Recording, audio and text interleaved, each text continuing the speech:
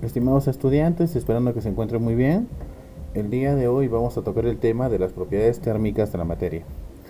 Para esto vamos a hablar un poco sobre lo que es el calor y la temperatura, las escalas de temperatura, la termometría, en este caso, y cómo se hace la calibración de algunos instrumentos, los cambios que son provocados por el calor y algunos efectos como son la dilatación y también cómo se puede medir la cantidad de calor y así también cómo se puede transferir este mismo.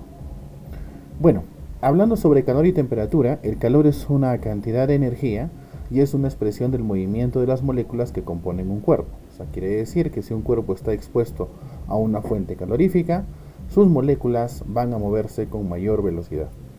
Cuando el calor entra en un cuerpo se produce calentamiento y cuando sale, enfriamiento. Incluso los objetos más fríos poseen algo de calor porque sus átomos se están moviendo. Entonces, teniendo este concepto adherido, también tenemos el de temperatura. Recordemos que la temperatura es la medida del calor de un cuerpo y no la cantidad de calor que éste contiene o puede rendir. Repito, la temperatura es la medida de calor de un cuerpo, no la cantidad de calor que contiene todo el cuerpo en sí. Si vemos desde el punto de vista de la termometría, es la encargada de la medición de la temperatura en sistemas o cuerpos. Para realizar dicha medición se utiliza un instrumento llamado termómetro, que aprovecha el fenómeno de dilatación de los cuerpos con el calor para poder medir la temperatura. Obviamente que el elemento o en el instrumento de medición estándar es el termómetro. Y hay muchos tipos de termómetros. Estos termómetros deben ser calibrados usando el método de punto de hielo o método del punto de ebullición. El método de punto de hielo es el que se usa más comúnmente, mientras que el método del punto de ebullición es menos exacto por las variaciones que existen en elevación de la presión atmosférica. Recuerden que, por ejemplo, si yo voy a hervir agua, este no va a hervir, por ejemplo, a la misma temperatura a nivel del mar como a los 3400 metros. El método de punto de hielo, o también llamado en inglés Ice Point Method, primero tiene unos cuantos pasos para procesar. Primero, se llena un recipiente con hielo machucado, se agrega agua limpia de la llave hasta que el recipiente esté lleno. Ponga la varilla del termómetro en el hielo de tal manera que la zona sensible esté completamente sumergida y se esperan 30 segundos. Si la temperatura no mide 32 grados Fahrenheit, entonces se asegure la tuerca de calibración de una llave y mueva la cabeza del termómetro hasta que lea 32 grados Fahrenheit. Algunas notas respecto a esto es que se revuelve la mezcla bastante bien y no permitir que la varilla metálica toque el fondo de los lados del recipiente. La varilla del termómetro debe mantenerse en el agua con hielo. En un termómetro digital se suele oprimir el botón reset para ajustar lo que se desea medir. Entonces, actualmente también existen equipos de medición. Lo que estamos viendo en pantalla es un equipo que utiliza en este caso mercurio y obviamente pues está diseñado para la medición de la temperatura humana. Como verán, está apenas en la graduación de 35 a 42 grados, que es más o menos la variación de temperatura en un ser humano. Entonces, lo que se busca con esto es hacer varias pruebas, pero yo les comento que todos los termómetros que ustedes puedan comprar, por ejemplo, en una tienda, ya vienen calibrados. Es por eso que ya inclusive esos puntos del el Ice Point Method ya a veces son un poco relevantes, pero al menos se ha explicado un poco sobre su proceso. En cuanto a las escalas de temperatura, obviamente es muy conocido que en diferentes lugares en el mundo se ha intentado ya avanzar con respecto a la medición. La temperatura es el nivel de calor en un gas, líquido o sólido, y se tienen tres escalas que sirven muy comúnmente para medir la temperatura. Tenemos la Celsius, Fahrenheit, que son las más comunes, pero recordar que la escala Kelvin es primordialmente en los experimentos científicos. La que es aceptada por la UPAC es la escala Kelvin, pero en nuestro país vamos a encontrar que muchas de las mediciones se manejan en Celsius también. Acá podemos ver las mismas escalas y vamos a encontrar que tres escalas sirven pues para medir la temperatura, pero no podríamos decir que estas tres escalas, por ejemplo, son idénticas, sino por ejemplo que en la escala Fahrenheit mide desde menos 460 hasta 202 grados Fahrenheit. En la escala de Celsius desde menos 273 hasta 100 grados Celsius, y en la escala Kelvin usualmente de 0 a 373. Recordarles que si yo quisiera hacer una transformación simple, por ejemplo, si yo tuviese un cuerpo que está midiéndose en la escala Celsius, está a 0 grados, serían 32 grados en la escala Fahrenheit y serían 273 grados en la escala Kelvin. ¿Qué cambios pueden ser provocados por el calor? Existen muchos cambios. Existen los cambios físicos que son provocados por ejemplo, el sol en la Tierra. Hoy en día están siendo generados por la mala actuación del hombre, produciendo grandes fracturas en la corteza de la Tierra, lo cual generará la aparición de muchas actividades volcánicas, a su vez, ocasionando grandes terremotos y elevación de temperaturas, inclusive del agua, del mar, a niveles inimaginables.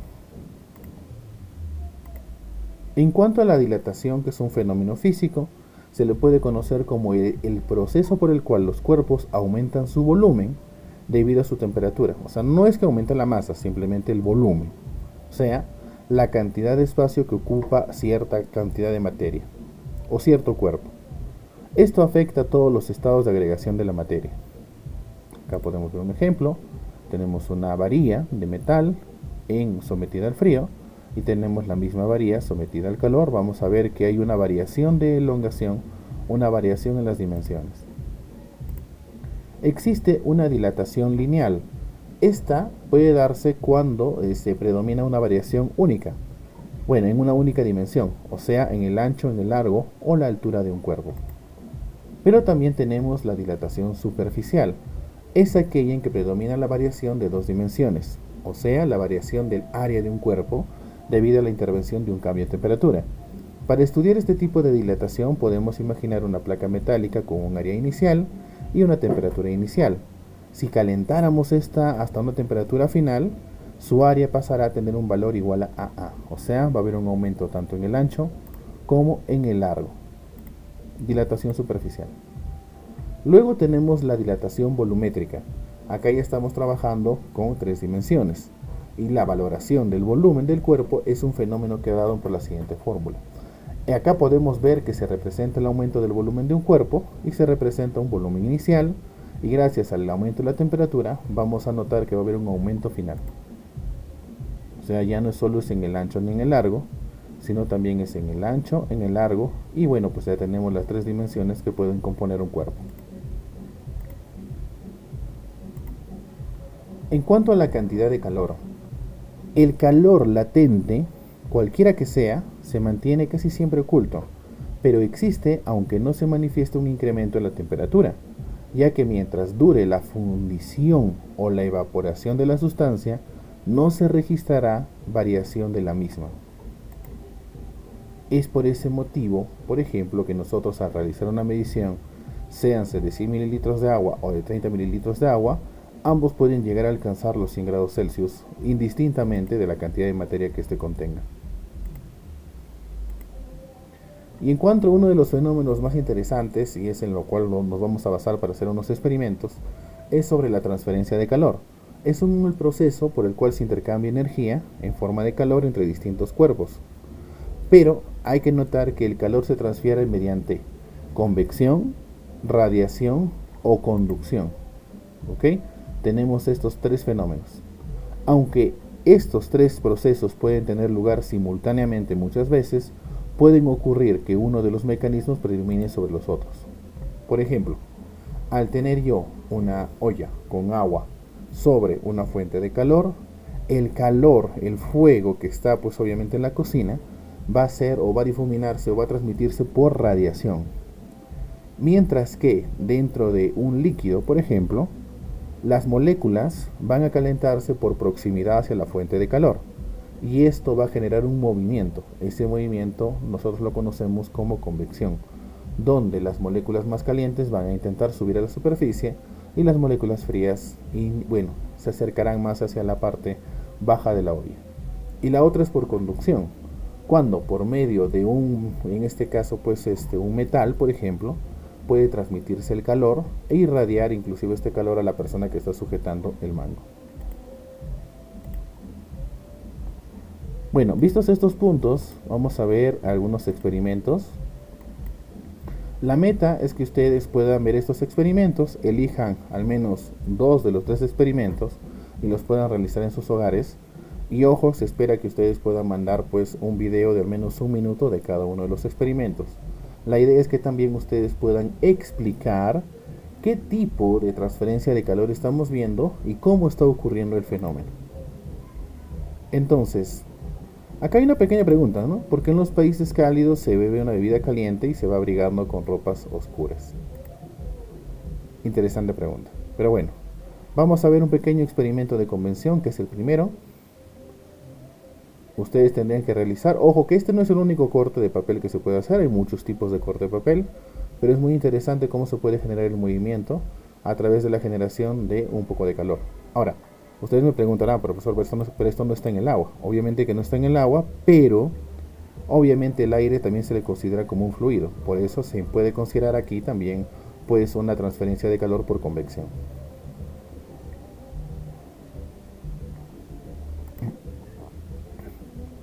Ahora tenemos un experimento por radiación. En este caso se han adherido un par de monedas sujetadas a una pequeña cajita. Pero recordemos que para que se puedan adherir esas monedas lo que se ha hecho es algo simple. Se ha adherido con un poco de cera. Unas gotitas de cera han adherido a la moneda. Y entonces se ha hecho una pequeña competencia, ¿no? Un par de monedas de diferente cualificación, de repente diferentes materiales. Ustedes saben que no todas las monedas que nosotros manejamos, por ejemplo, tienen la misma cantidad de materiales. Me refiero a minerales, ¿no? Hay minerales o materiales que son mucho más conductivos en el calor, en cuestión de calor, y otros menos. Por ejemplo, el cobre es mucho más conductivo, el oro mucho más todavía. Pero también tenemos otros minerales que se suelen utilizar, como el níquel, por ejemplo, en el caso de las monedas. Sería muy interesante que ustedes puedan buscar cuál es la composición química de las monedas que ustedes puedan trabajar y hacer una comparación entre la moneda de 1 sol y la moneda de 2 soles o de 5 soles. Y dependiendo obviamente de la capacidad conductiva de la moneda, nos va a mostrar que alguna de las dos va a poder caer con mayor facilidad. Simplemente hay que pegarla con un poco de cera, ambas monedas en esta pequeña cajita, y prender un poco, pues una vela en medio.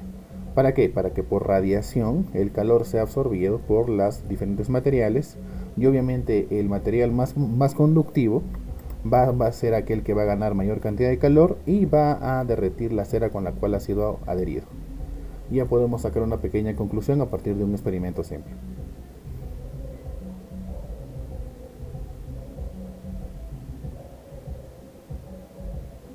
Y finalmente tenemos un experimento de transmisión de calor por conducción. Bueno, como pueden ver, no es demasiado difícil. Lo que se hace es ubicar una vela. Y ojo, inclusive para hacer un poco más graduado el experimento, se puede tomar la distancia de todo el objeto. Y nosotros podemos controlar dos factores aquí. El factor tiempo y el factor distancia. Entonces, acá lo que se han hecho es poner un par de chinches, ¿ok? O se puede poner cualquier otro objeto que ha sido adherido con cera. Entonces, se supone que cuando el calor va a llegar a cierta temperatura lo suficiente para derretir la cera, yo los invito a que ustedes revisen a qué temperatura se derrite la cera. Entonces, si a esa temperatura se derrite la cera, ustedes van a poder decir que en ese determinado tiempo que ha demorado el calor en transmitirse en este cuerpo y en esta distancia, van a poder ustedes saber qué cantidad de calor ha sido o cuál ha sido la temperatura alcanzada en este punto para que pueda derretir esta cera y pueda caer, en este caso, este pequeño objeto. Y así es como nosotros podemos hacer una pequeña gráfica demostrativa mostrando la distancia, ojo, de la fuente de calor, la temperatura que ya esperamos que alcance, y también pues en este caso sería interesante que también buscaran ustedes la temperatura a la que se va a derretir esa cera para que se pueda hacer ese control exacto, ¿no? Entonces, ahí tenemos distancia, temperatura y tenemos ya pues un tope en el experimento, ¿no? Entonces, también podríamos graduar cuánto de temperatura va a avanzar para que se pueda derretir y hacer caer el siguiente punto. Muy bien, queridos jóvenes, entonces de los 3 experimentos que han visto, espero que ustedes puedan realizar 2 de ellos, pero no solamente replicarlos, sino que ustedes puedan realizar en este caso una pequeña explicación al respecto de cómo ocurren estos fenómenos, pero tomando ya mediciones. Y si es posible explicarlos, mientras dure el minuto de explicación de cada uno de los videos que van a marcar, sería excelente, porque la idea no solamente va a ser recrear el experimento, sino también explicar qué es lo que está sucediendo, y si podemos obtener otros datos como distancias, tiempo, control de tiempo mediante un cronómetro, mediante un celular, o de repente la temperatura. Si ustedes pudiesen conseguir de repente para guardar otro tipo de experimento, en este caso algún tipo de termómetro, sería excelente, pero no es exigible. Entiendo que estamos en este tema de que todavía están trabajando con materiales caseros, pero si es que pudiesen conseguirlo sería excelente. Bueno, que tengan muy buen día, y si tuviesen alguna duda o consulta, ya saben, pueden contar conmigo para cualquier cosa.